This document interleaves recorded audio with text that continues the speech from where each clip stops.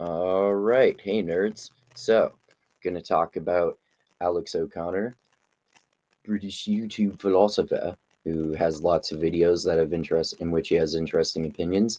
And I would say that he used to be a militant atheist, but he's perhaps more of an agnostic atheist now. But he's, always talking about what argument is that someone's making and trying to refute that. And some Christians have lazy, simple theologies that leave much to be desired, so they're easy to critique. You could easily have what I think is at least a more interesting theology, the one I talk about with Richard Rorty and Gianni Vittimo talking about their opinion that Nietzsche's Death of God opened the door for a new anti-foundational religion without a metaphysical God, which is very interesting. But anyway, let's get into Alex's little debate with this Christian here. If God exists and wants to love everybody, why he chose to imbue the world with so much suffering that is at least seemingly completely inexplicable? Are you a father? No. I'm a father. I want my son to become better than I am. Is it possible for him to reach his potential without suffering in his life? I don't want to talk about your son because it's tragic to think about, but somebody else's son has suffered and died. I mean, suffering it's kind of like a necessary evil in life, and suffering can lead to positive results. And I think it's like an exaggeration, although I may be oversimplifying Buddhism when I say that if you're reaching nirvana and you're not feeling any more suffering, then that's good. Or like in Scientology, that you'll never feel negative emotions again, or some sort of thing like that. Like, suffering can be good, but there is also pointless suffering, which he's about to get to. Died immediately as a result of that suffering. They don't, but somebody else's son has suffered and died immediately as a result of that suffering. They don't get to develop in the same way. I would agree that on a micro level, it's very hard to justify. And we can ask the question, why doesn't God intervene on all of these sufferings? You might be able to justify an amount of suffering. There are some instances where maybe a certain amount of suffering brings about a certain amount of good in a situation. But when a child dies of leukemia and they're dead, could there be a purpose to it? What if the death of the child? Could there be a purpose to a child dying of leukemia? Could it be part of God's plan to kill babies and give them cancer? Kill babies with cancer?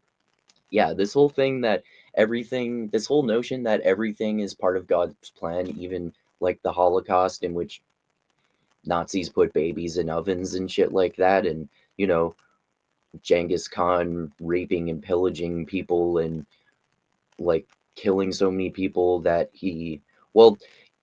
killing so many people that he altered the carbon footprint of the earth. But I mean, technically, everyone alters the carbon footprint of the earth to one way or another because we all breathe oxygen, etc. But anyway, Genghis Khan killed and raped and murdered a lot of people. A lot of that was pointless fucking suffering. So yes, suffering can certainly lead to good results, and you can choose it to help you improve yourself, and you can endure unimaginable suffering, and it can make you stronger and lead to positive results. But maybe you would not want the suffering to ever happen again. However, like if babies die from cancer, there's no good outcome to that, really. Child brings their parents to God. Then perhaps then the parents should be grateful that their child got leukemia because it's doing the will of the Lord. Not necessarily. That seems obscene to me. No.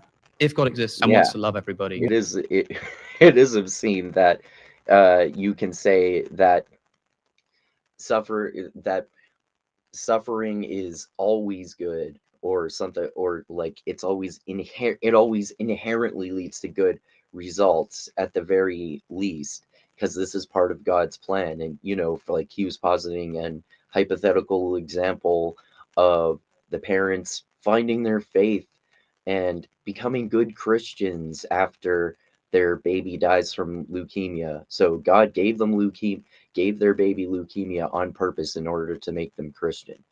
Like I said, there are way better and more interesting versions of religion and Christianity in particular.